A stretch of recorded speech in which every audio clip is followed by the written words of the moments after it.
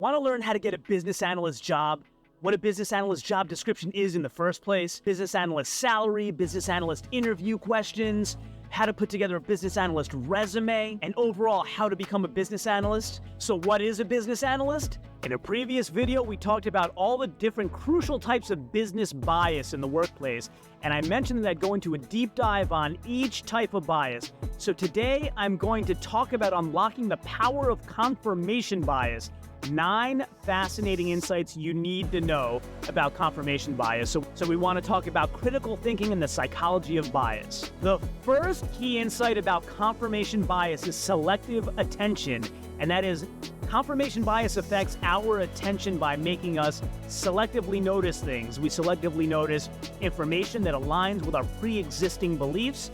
We pay more attention to the sources, the news, or the arguments that has this particular information in it, the information that's supporting our views and our beliefs, while disregarding or downplaying conflicting information. So this happened to me recently. I heard that we're going on a vacation as a family, and it's going to be raining when we go down there. So my confirmation bias about wanting to go on this particular vacation leads me to, well, is it really going to rain that much, right? So what I'm hearing is drizzle. I'm not hearing severe thunderstorm. And, well, what I'm hearing is it's only going to rain one of the 3 days that we're going to be there, or 4 days that we're going to be there.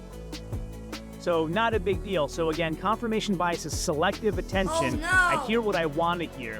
If this happens to you, if you've ever heard what you want to hear in business or personally, let me know in the comments below, because I think this happens to all of us, whether we like to admit it or not. The second key insight with confirmation bias is interpretation and evaluation.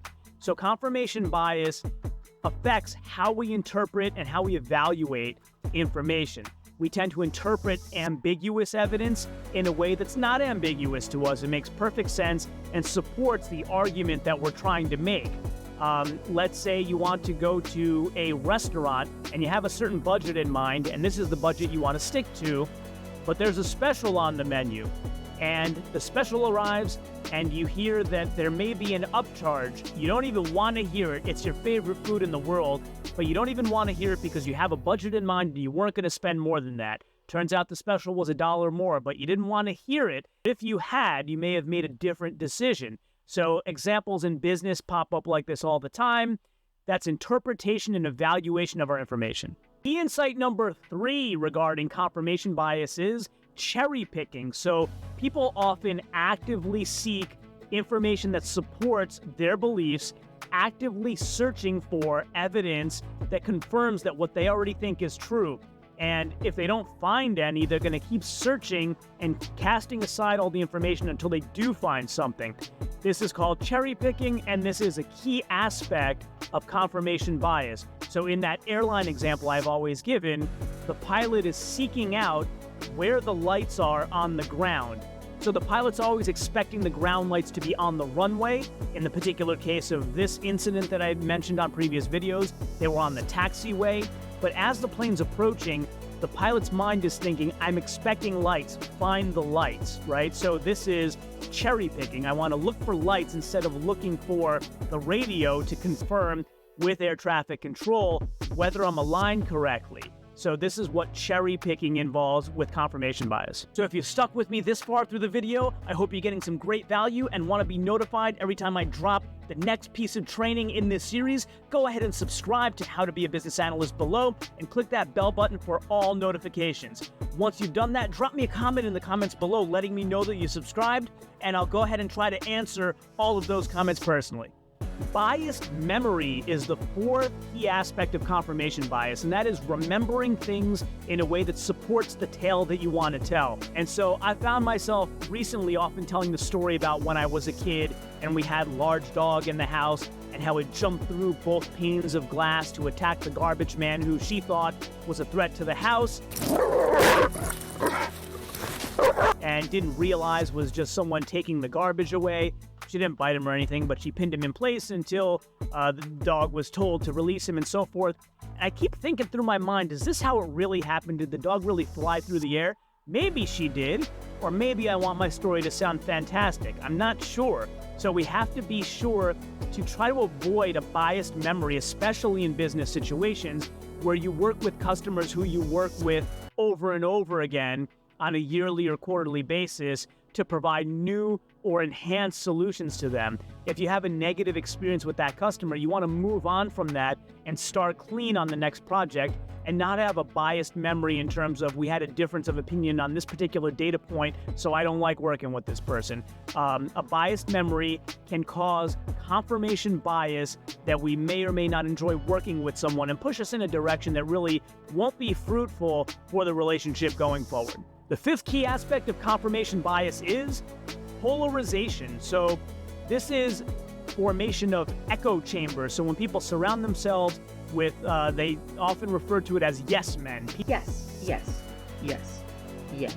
People who echo their particular beliefs, they reinforce their own biases by not being open to different interpretations by different people who may have different experience and backgrounds to bring to the table. So you don't want to reinforce your own bias by constantly hearing and validating your own perspectives while dismissing views that contradict with yours. It's not a good look for a business analyst. It's not going to help you be a good business analyst. So as I go through providing all this detailed knowledge for you on this channel based on my years of experience, I didn't want all these videos scattered all around to get away from you. So I decided to create a mini course that provides a checklist of 10 essential skills any aspiring business analyst needs to know, and I decided to provide it to you for free. So check the description below on 10 essential skills any aspiring business analyst needs to know. Click that link in the description below and grab your free digital download.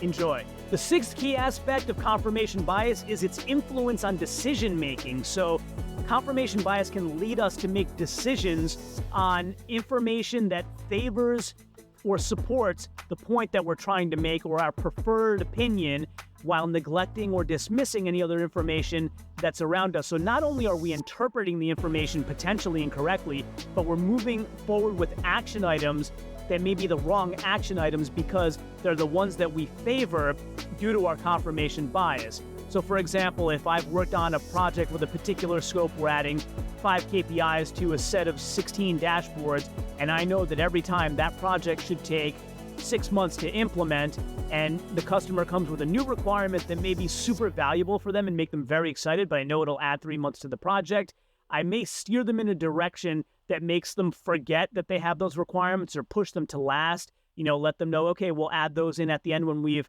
accomplished all these other ones and just conveniently never get to them. I've seen this happen, unfortunately, in business. Please try your best to avoid this.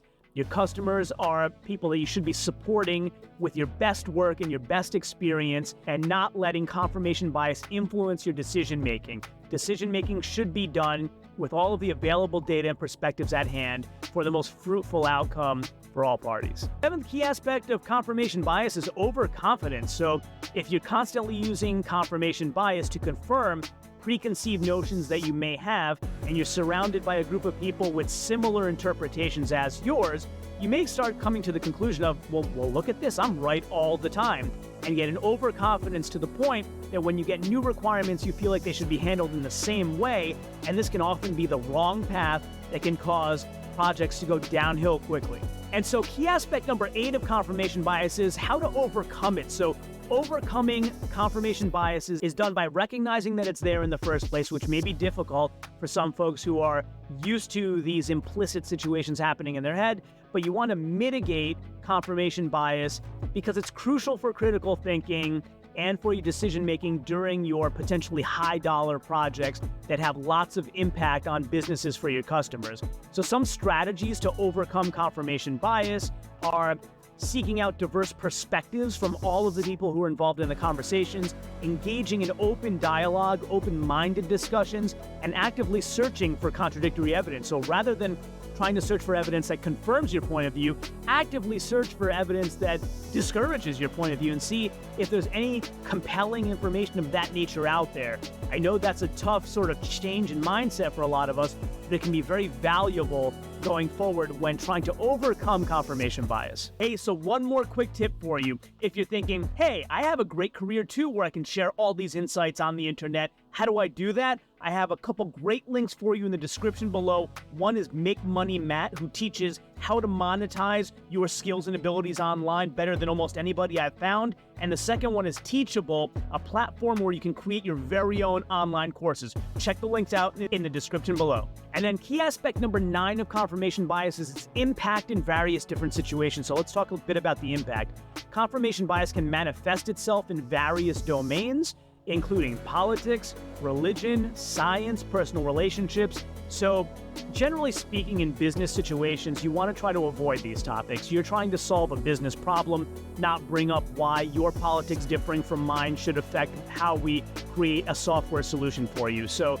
definitely try to avoid these potentially controversial areas, and don't let confirmation bias influence how we perceive and interpret information in these areas, potentially reinforcing existing biases even more and hindering objective analyses rather than trying to circumvent or supersede confirmation bias. So in summary, understanding confirmation bias and its impact for individuals and for organizations and societies is crucial in your interactions, both personally and professionally. By actively challenging our own beliefs, seeking diverse information, and again, actively looking for data that's contradictory to our own, you can achieve a more balanced communication stream with your customers and make sure that everybody gets a little bit or a lot of it of what they want out of a project. Thanks again for joining me, and tune in next time where we go into a deep dive of availability bias.